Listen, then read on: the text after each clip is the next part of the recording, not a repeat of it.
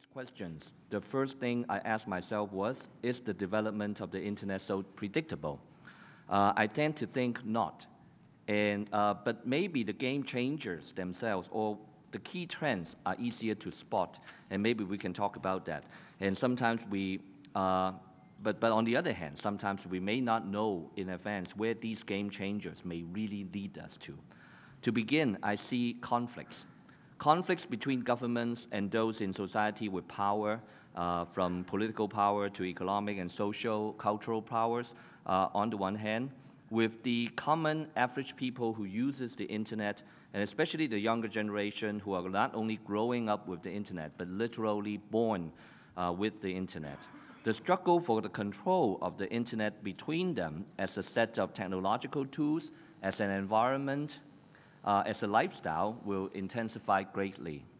It's obvious that governments around the world, and increasingly we're not only talking about the authoritative, totalitarian governments, regimes in the world, but more and more even Western democracies are trying to legalize control that they want to impose on the internet, starting with surveillance in the greatest measures.